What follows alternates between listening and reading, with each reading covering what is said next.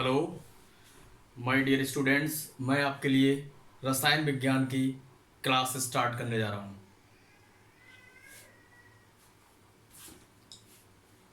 तो देखिए आप, सबसे पहले मैं आपके लिए ये बता देता हूँ कि ट्वेल्थ क्लास की रसायन विज्ञान में कितने चैप्टर्स हैं। फर्स्ट बुक में देखिएगा, पहला चैप्टर आपके लिए मैं बताने वाला हूँ। जो स्टार्टिंग के 4 चैप्टर के नाम बताता हूँ। पहला आपके लिए होगा ठोस अवस्था। ठोस अवस्था अवस्था ठीक है। दूसरा आपका चैप्टर होगा विलयन। ठीक है। तीसरा चैप्टर होगा विद्युत रसायन।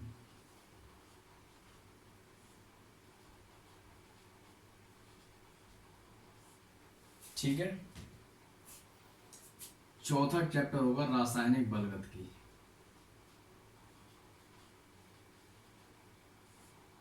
बल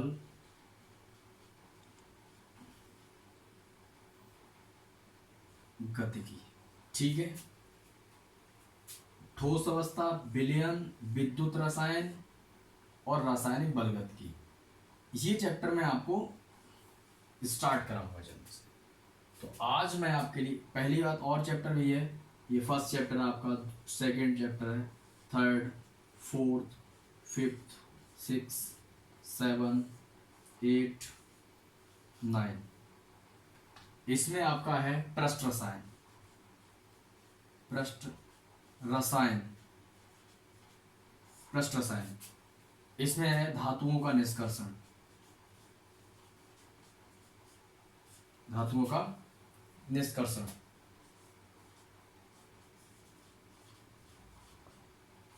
ये धातुओं का निष्कर्षण हो गया। अगला है आपका P block. P block element. P block element है। नेक्स्ट आपके लिए डी एंड एफ ब्लॉक।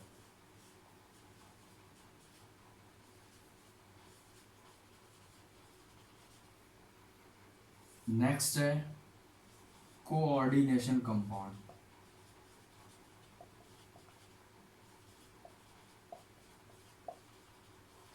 ठीक है।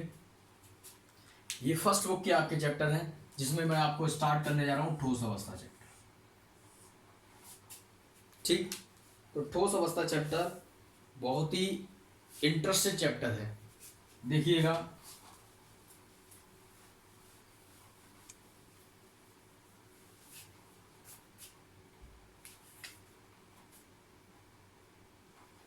ठोस, सॉलिड,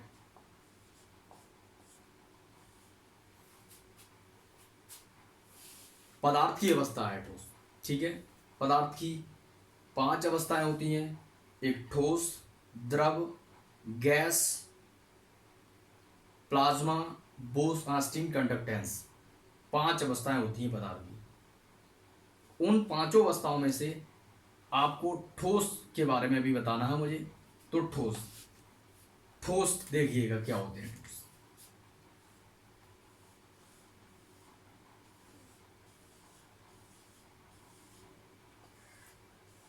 ठोस वे कहलाते हैं जिनके अणु अत्यधिक पास पास होते हैं। जिनके अणु अत्यधिक पास पास होते हैं। ठोस ठोस पदार्थ वे कहलाते हैं जिनके अणु अत्यधिक पास पास होते हैं। दूसरी बात, इनमें एक मेन पॉइंट आपको याद रखना है कि इसमें इंटरमोलिकुलर फोर्स, अंतरा आणविक बल स्ट्रांग होता है। Inter molecular force force strong होता है। कैसा होता है? स्ट्रांग होता है।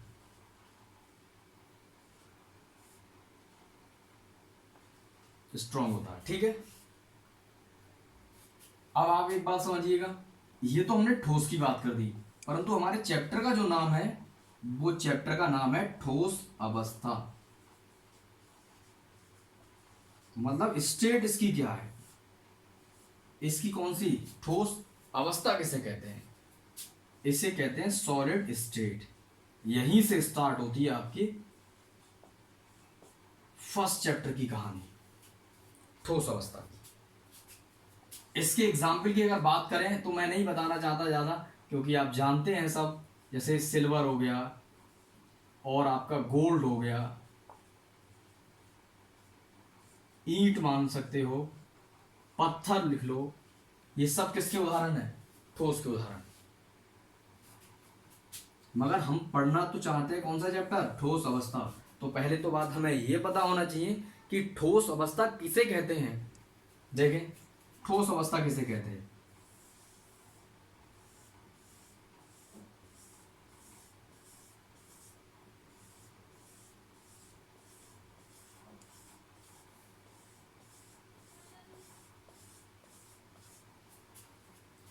ठोस अवस्था उस अवस्था को कहते हैं जिसमें पार्टिकल, या हम कह सकते हैं ठोस अवस्था वह कहलाती है जिसमें पार्टिकल अपनी ही पोजीशन पर वाइब्रेट होते हैं, यानी कंपन करते हैं।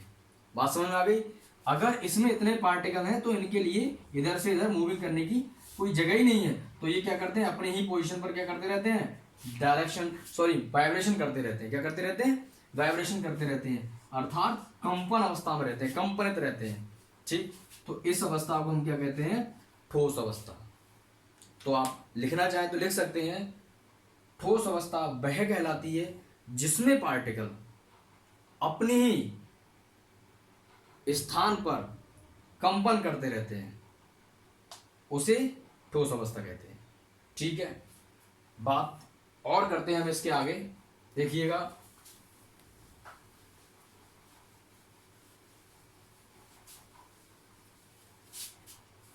ठोस के प्रकार देखिएगा। ठोस के प्रकार की बात करता हूं मैं।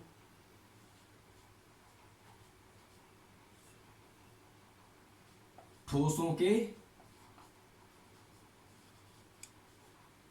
प्रकार, तो मैं आपको बात करता हूं पहले क्रिस्टलीय ठोस।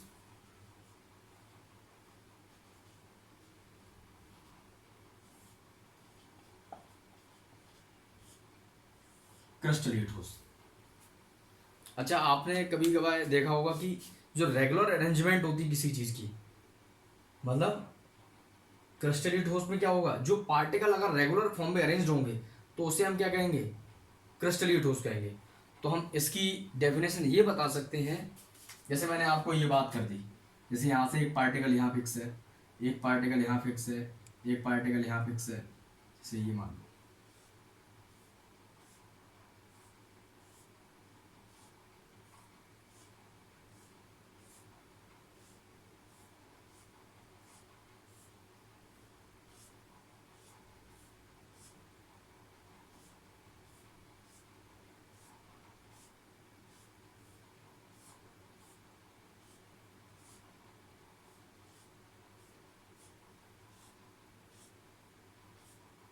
ऐसे मान सकते हैं आप, ये एक रेगुलर फॉर्म में अरेंज पार्टिकल है। कैसी फॉर्म में अरेंज है? रेगुलर फॉर्म में, ऐसे करके।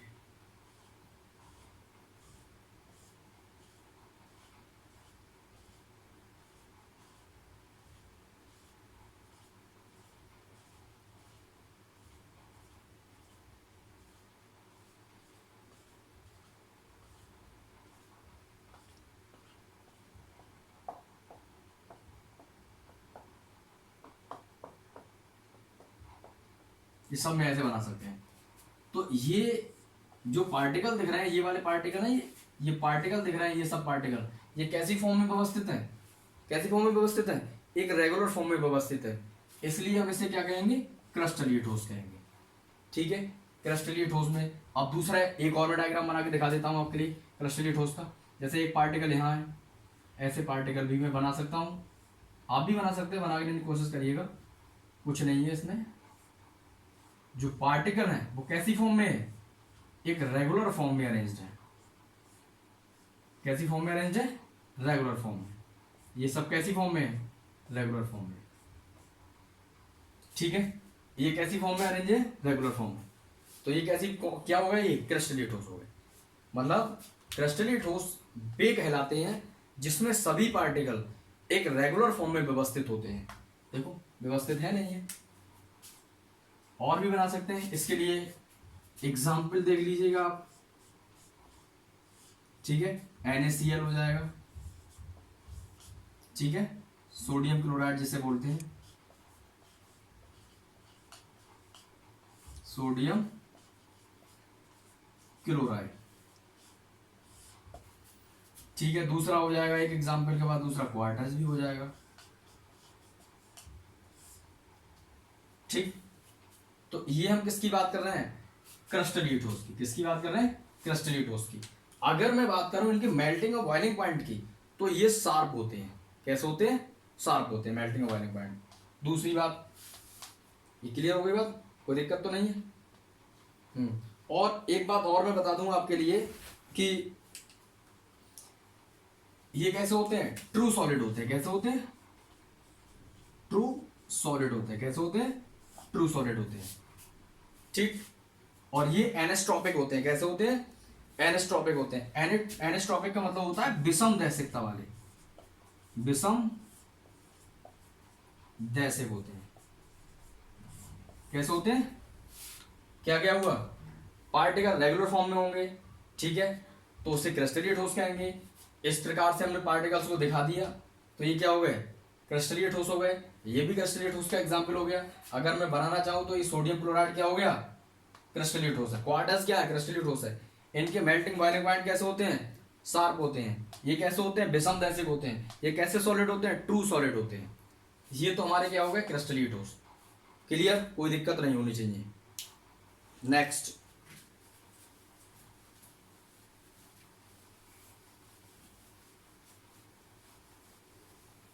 दूसरा आएगा अक्रिस्टलीय ठोस।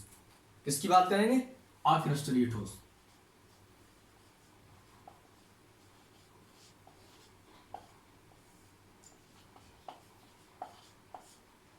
अक्रिस्टलीय ठोस, गिलास सॉलिड भी बोलते हैं,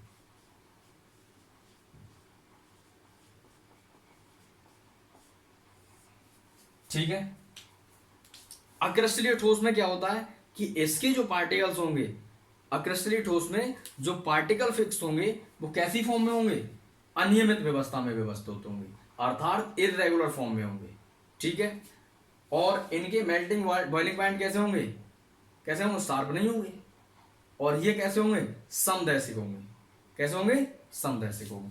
देखिएगा, इसका मैं डायग्राम ऐसे बना सकता हूं। ये पार्टिकल ये है, पार्टिकल ये है, ऐसे बना दो। यानी कि कहने का मतलब ये है कि ये पार्टिकल के, ये जो पार्टिकल्स हैं वो कैसे इररेगुलर फॉर्म में व्यवस्थित है। कैसी फॉर्म में व्यवस्थित है? इररेगुलर फॉर्म में व्यवस्थित हो। तो अनियमित व्यवस्था में जो व्यवस्थित होंगे वो क्या कहलाएंगे? अक्रिस्टलीय ठोस कहलाएंगे। जो अनियमित व्यवस्था में व्यवस्थित होंगे वो क्या कहलाएंगे? अक्रिस्टलीय ठोस कहलाएंगे। ये अक्रिस्टलीय ठोस होगा, ठीक है। मेल्टिंग और बॉइलिंग पॉइंट की बात करी जाए तो क्या होते हैं? शार्प नहीं होते हैं, ठीक। दूसरी बात, ये कैसे होते हैं? समदैशिक होते हैं। समदैशिक होते हैं। कैसे होते हैं? समदैशिक होते हैं। ये समदैशिक होते हैं। पार्टिकल जो होते हैं अरेंज, वो कैसे होते हैं? अनियमित व्यवस्था में होते हैं। कैसे होते हैं? पार्टिकल जो अरेंज होते हैं कैसे होते हैं? अनियमित व्यवस्था में। आप लोग कह रहे हो पार्टिकल पार्टिकल बहुत कह रहे हैं, कर्ण बोल रहा हूं मैं।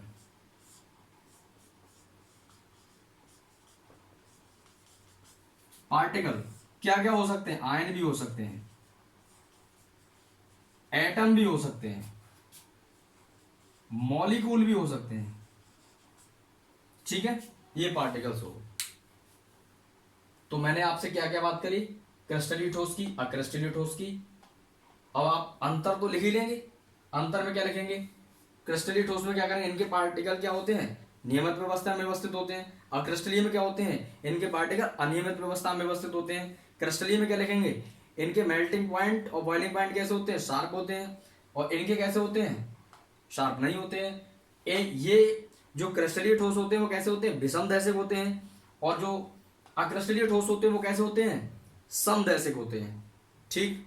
तो लिख लेंगे। और इसका एग्जाम्पल भी देख लीजिएगा। कांच हो सकता है, डालें, अगर कांच को ऊपर से डाल दिया है तो कैसे टूटते हैं ये, इनके पार्टिकल कैसे हो जाते हैं, बिल्कुल अनियमित व्यवस्था में टूटते हैं, नहीं टूटते हैं। तो कांच होगा, रबड़ हो गई। एग्जाम्पल कौन कौन से हो गए, कांच हो गया, रबड़ हो गई। तो ये सब किसके एग्जाम्पल हैं, अक्रिस्टलीय ठोस के। ठीक, नेक्स्ट देखिएगा।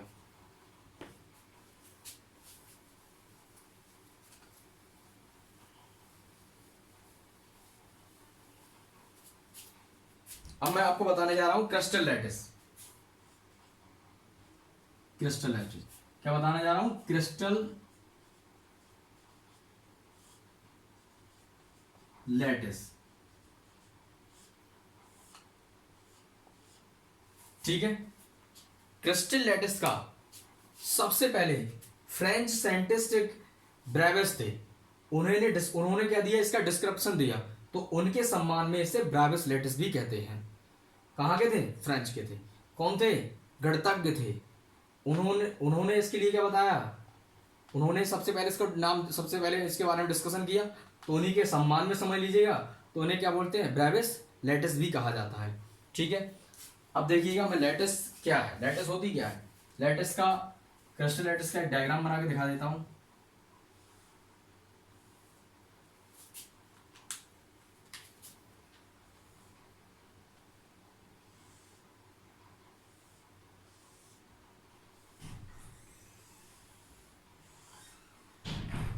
ये हमारे पास क्रिस्टल लैटिस की बात करने जा रहा हूं, 3D में बात करेंगे।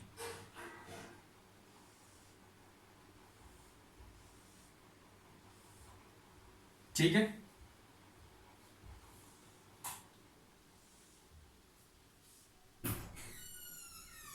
ठीक, यहां से देखिए, इसके लिए यहां से मैच कर देंगे,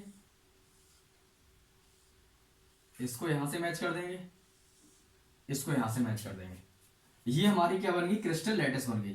3D में बनाया है मैंने, किसमें, 3D में। दिस इज एक्स,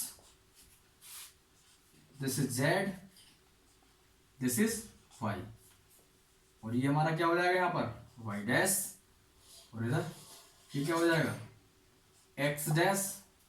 और इसको अगर मैच कर दिया जाए यूं करके, तो ये क्या होगा, जेड डैश। तो किसमें ये 3D स्पेस है। तो ये हमारा क्रिस्टल लैटिस हो गया। इसे क्या बोलते हैं, ब्रेविस लैटिस भी कहा जाता है, क्योंकि ये फ्रेंच के एक साइंटिस्ट थे, कौन से, ब्रेविस। उन्हीं के सम्मान में इसके लिए हमने ये नाम रखा है, क्या, ब्रेविस लैटिस भी इसीलिए कहा जाता है। तो बात समझ आ गई। अब मैं बात करता हूं इसी में, एक नया टॉपिक है, यूनिट सेल। क्या, यूनिट सेल। यूनिट सेल का मतलब क्या होता है, एकक कोशिका, यूनिट सेल, यूनिट सेल, अर्थात इसे हम बोलते हैं एकक कोशिका।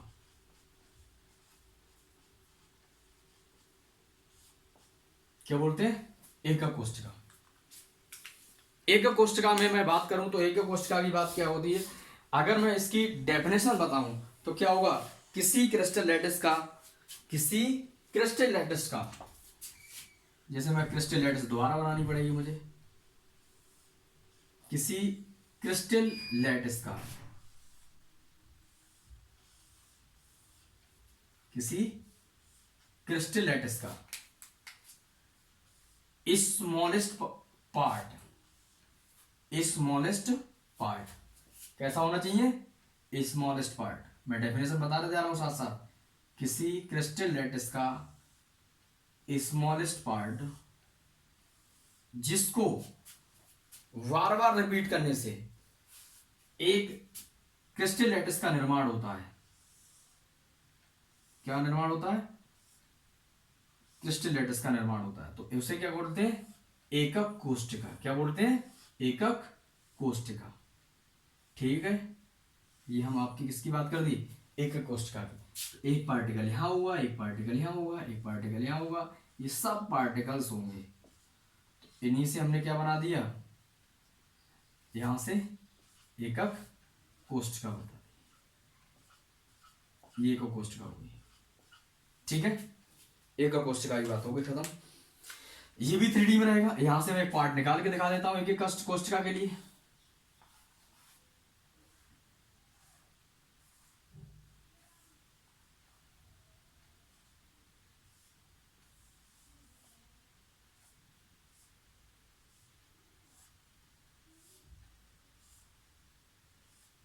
ये हो गई कोष्टिका।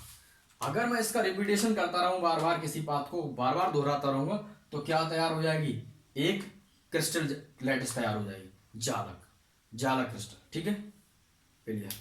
अब बात आती है एकक कोष्टिका के, जो एकक कोष्टिका है उसके प्रकार क्या है, इसकी बात आती है। बहुत सिंपल टॉपिक है एकक कोष्टिका के प्रकार। एकक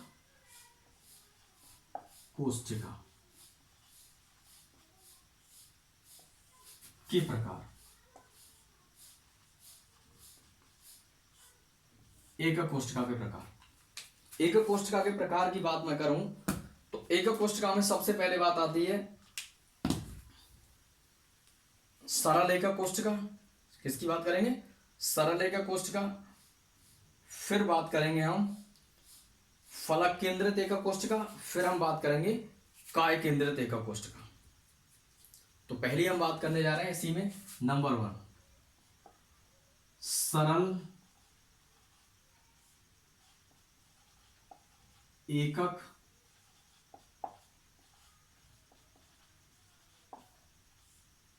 कोष्टिका। क्या बात करेंगे, सरल एकक कोष्टिका। तो डायग्राम बना लेते हैं, डायग्राम बनाते ही आपके लिए डेफिनेशन क्लियर हो जाएगी।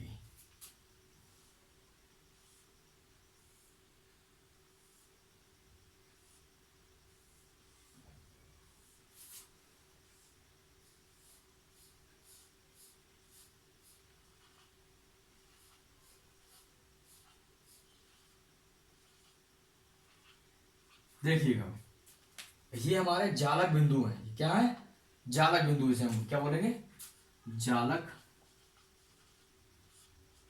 बिंदु, लैटिस पॉइंट। तो इसकी डेफिनेशन क्या होगी, सरल एकक कोष्टिका की।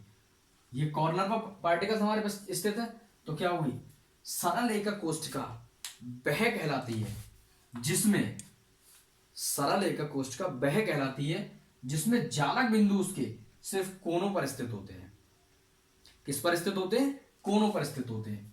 1 2 3 4 5 6 7 8। ठीक है, क्लियर हो गई बात।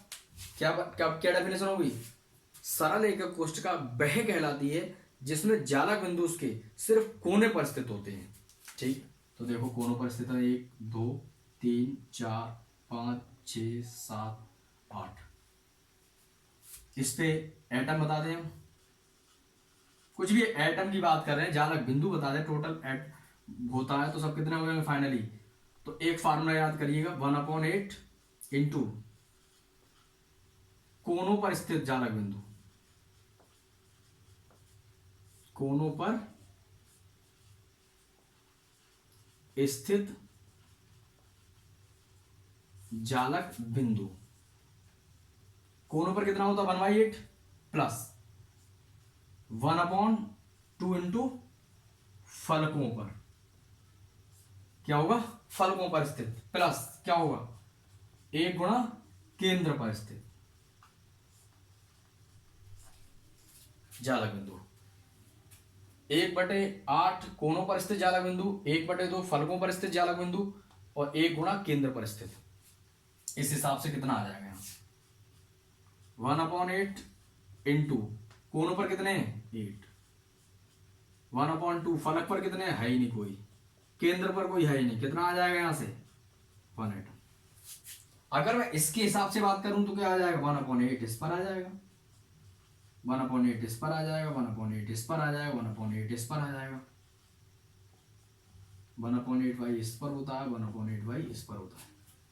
इससे भी अगर देखेंगे तो कितना आ जाएगा फाइनली रिजल्ट, 1/8 कितनी बार है, 1 2 3 4 5 6 7 8, तो 8 आ जाएगा।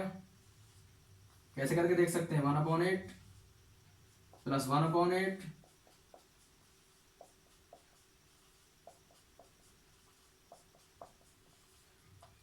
3, इससे भी कितना आ जाएगा 8 एलसीएम 8, ये कैंसिल आउट 1 आ गया। इससे भी 1, चाहे इससे कर लीजिए, मगर इसको आप यूज करिएगा। क्लियर हो गया, सरल एकक कोष्टिका की बात क्लियर हो गई। अब मैं आपको बात करने जा रहा हूं काय केंद्रित एकक कोष्ठक। किसकी बात करने जा रहा हूं? काय केंद्रित एकक कोष्ठक।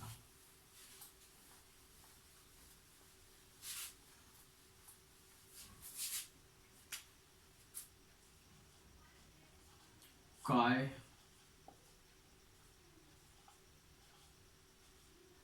केंद्रित एकक कोष्ठक। काय केंद्रित एकक कोष्ठक, इसको हम बोलते हैं बीसीसी, बॉडी सेंटर्ड क्यूब। ठीक है, बीसीसी काय समझते हैं, बॉडी। ठीक है, इसकी डेफिनेशन क्या होगी, डायग्राम फिर बनाते हैं हम। डायग्राम बनाया, आधी प्रॉब्लम सॉल्व, डेफिनेशन भी होगी क्लियर।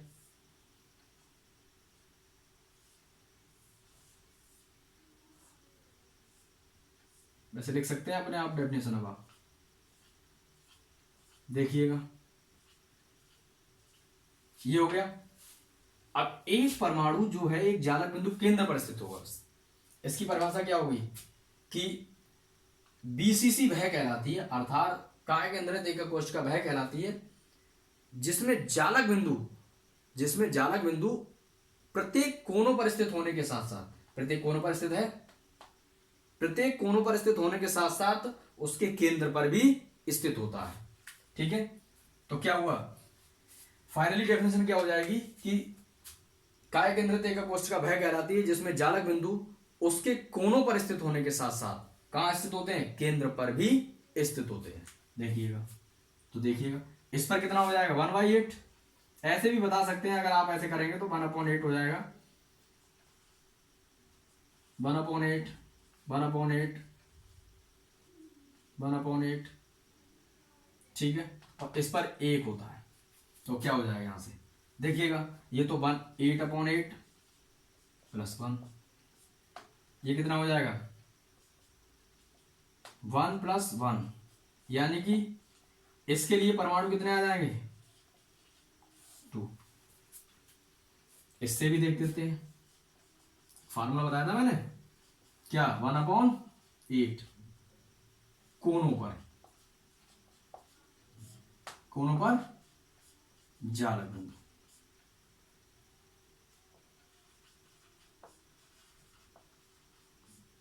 प्लस 1/2 फलक पर, 1 गुणा केंद्र पर, 1/8।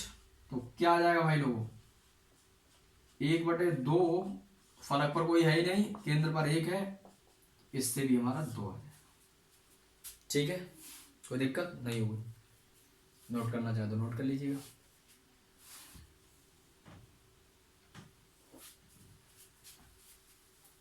अब आती है हमारी फलक केंद्रित एकक कोष्ठक। क्या आती है, फलक केंद्रित एकक कोष्ठक।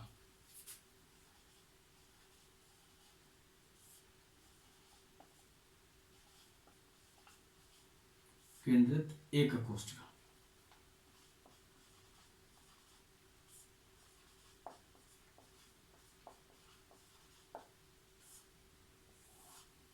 अच्छे नंबर लाने के लिए आपको बस सिर्फ रिवाइज करना है।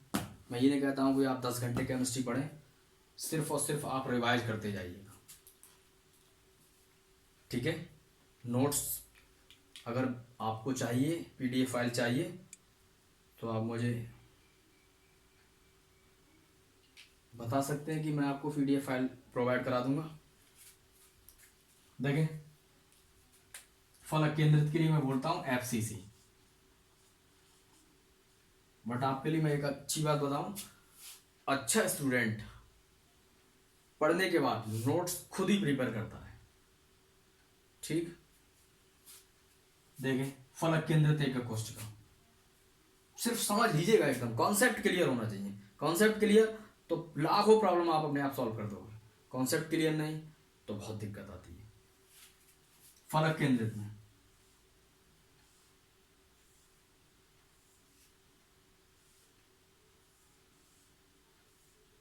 सबसे पहले डायग्राम बना देना एकदम जाते ही, डेफिनेशन आए तो डायग्राम बना दिया एकदम जाते जाते। फलक केंद्रित है, फलकों पर भी होगा 1 2 3 4 5 6, यानी कि मेरे कहने का मतलब कितना है कि इसके कितने फलक होंगे 6। यानी अगर मैं इस रूम में पढ़ा रहा हूँ, किसी रूम में बात कर रहा हूँ, किसी लेक्चर किसी रूम में बना रहा हूँ, तो उस रूम में कितने फेस होंगे 6, 1 2 3 4 5 6। नहीं समझ में आया? 1 2 3 4 5 6, क्लियर? तो वही मैंने दिखाया 1 2 3 4 5 6 इसके पीछे। तो क्या हो इस फलक केंद्रित एकक कोष्ठक की डेफिनेशन? फलक केंद्रित एकक कोष्ठका वह कहलाती है जिसमें जालक बिंदु उसके प्रत्येक कोनों पर स्थित होने के साथ साथ प्रत्येक फलक पर भी स्थित होते हैं, तथा प्रत्येक फलक पर कितने होते हैं 1/2, कोनों पर 1/8, फलक पर कितने 1/2। 1/8 किस पर होते हैं? कोनों पर।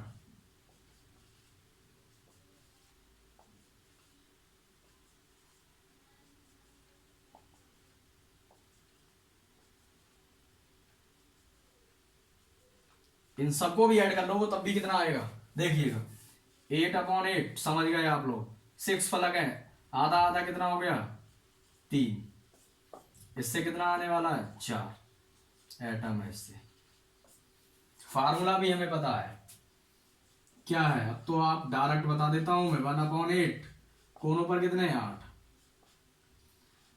1/2 फलक पर कितने 6, सेंटर पे एक भी नहीं है, तो कितना आ गया 4। क्लियर हो गई बात? कोई दिक्कत नहीं होनी चाहिए। इसकी डेफिनेशन एक बार रिपीट और कर दूं तो समझ लीजिएगा कि फलक केंद्रित एकक कोष्ठका वह कहलाती है जिसमें जालक बिंदु उसके कोनों पर स्थित होने के साथ साथ प्रत्येक फलक पर भी स्थित होते हैं। क्लियर? अच्छा, इस पर एक सवाल मतलब एक प्रॉब्लम, आप देखिए कितनी प्रॉब्लम, लाखों प्रॉब्लम्स आप अपने आप सॉल्व कर सकते हैं, कैसे कैसे क्वेश्चंस आते हैं। जैसे मैं एक सवाल दे देता हूं, एक क्रिस्टल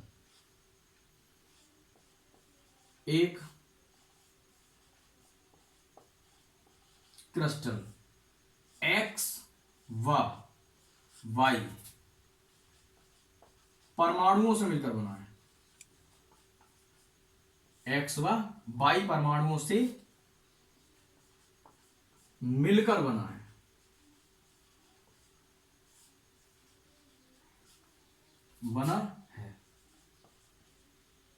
जिसमें एक्स परमाणु उसके कोनों पर स्थित है।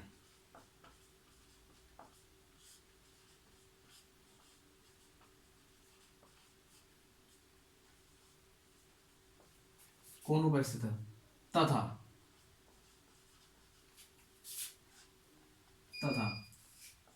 बाई परमाणु उसके केंद्र पर स्थित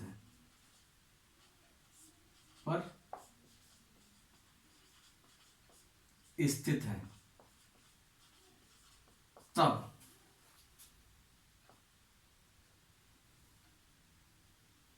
उस क्रिस्टल का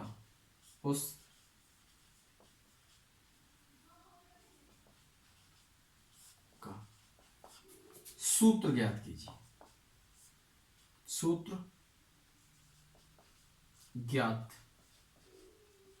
कीजिए। लैंग्वेज चेंज कर दी मैंने, सिंपल बना दिए, ठीक है। ऐसा एक क्वेश्चन है, बहुत आते हैं ऐसे क्वेश्चन। एक क्वेश्चन सॉल्व होने के साथ साथ आप प्रॉब्लम समझ जाएंगे। कभी कभी क्वेश्चन में ऐसे कह देगा वो कि एक क्रिस्टल ए बी सी परमाणु से मिलकर बना है, जिसमें ए परमाणु उसके कोनों पर स्थित है, बी परमाणु उसके फलकों पर स्थित है, सी परमाणु उसके केंद्र पर स्थित है, तब उसका सूत्र क्या होगा, ऐसे पूछ सकता है। परंतु आप इस क्वेश्चन को देखिएगा, देखें मैं इस क्वेश्चन को सॉल्व करता हूं। इस क्वेश्चन में क्या दिया हुआ है, एक क्रिस्टल एक्स व वाई परमाणु से मिलकर बना है, जिसमें एक्स परमाणु उसके कोनों पर स्थित है तथा वाई परमाणु उसके केंद्र पर स्थित है, तब उस क्रिस्टल का सूत्र ज्ञात कीजिए। बहुत सिंपल क्वेश्चन है, देखिएगा, केस लिख लीजिएगा, केस फर्स्ट, बिल्कुल दिक्कत ही नहीं होगी। एक्स के लिए, एक्स के लिए, एक्स के लिए क्या होगा, फिर डायग्राम बनाएंगे।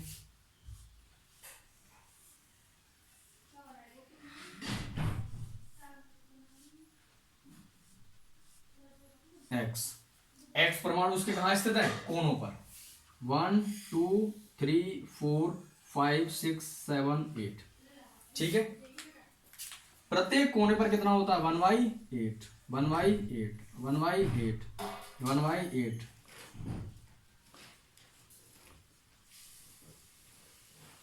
ठीक है, तो कितना आ जाएगा एक्स के लिए, एक्स बराबर, एक्स के लिए कितना आ जाएगा, 1/8 इंटू 8, 1/2, फलक पर कोई नहीं है, केंद्र पर भी कोई नहीं है, तो कितना आ जाएगा 1, एक्स इक्वल टू 1। केस 2,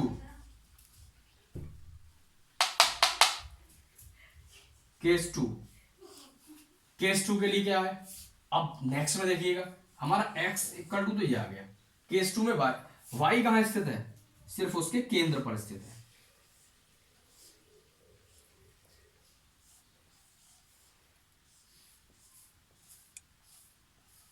फलकों पर स्थित भी नहीं है, कोनों पर भी नहीं है, सिर्फ कहां पर स्थित है, केंद्र पर। मैं बता चुका हूं केंद्र पर कितना होता है 1, तो कितना आ जाएगा y के लिए, 1/8 इंटू केंद्र पर 0, 1/2 फलक पर 0, 1 इंटू 1 कितना, y इक्वल टू 1। आप डायरेक्ट भी कर सकते थे, कितना आ जाएगा, x रेसो y, 1:1। फॉर्मूला क्या आएगा, सामान्य सूत्र, सामान्य सूत्र क्या आ जाएगा, x y। बहुत सारी प्रॉब्लम्स होंगी जो आप बहुत अच्छे से सॉल्व कर सकते हैं। मैं आपको नेक्स्ट वीडियो में और क्वेश्चन सॉल्व करने के लिए दूंगा, तब तक मैं आपको 3 क्वेश्चन देता हूं सॉल्व करने के लिए, आप करके दिखाइएगा। तब तक नोट करना है तो नोट कर लीजिएगा, मैं तब तक एक क्वेश्चन और ऊपर नोट कर देता हूं।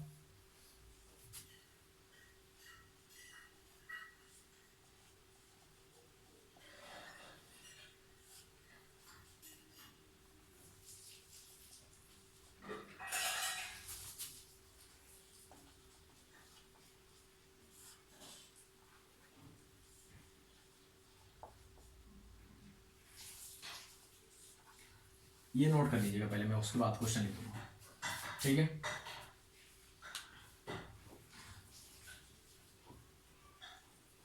नोट होगा। अब देखिए मैं क्वेश्चन इसी यहीं से चेंज होगा। अब जैसे मैं आपसे यहां चेंज कर देता हूं, एक्स व वाई परमाणु, अब एक्स व वाई परमाणु एक क्रिस्टल यौगिक एक्स व वाई परमाणु से मिलकर बना, जिसमें एक्स परमाणु उसके फलकों पर स्थित है। मैंने यहां चेंज कर दिया, फलकों पर स्थित है। अब उसका सूत्र ज्ञात कीजिएगा फलकों के लिए, आंसर बता दूं मैं, अपने आप करना, ठीक है।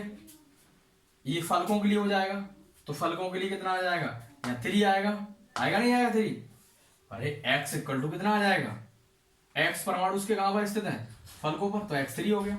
y कहां स्थित है, कोनों पर, तो y कितना आ गया 1, तो क्या आएगा देख लेना, x3y। और भी क्वेश्चन आएंगे, बताता जाऊंगा मैं आपके लिए। नेक्स्ट वीडियो मिलता हूं आपके लिए, बाय।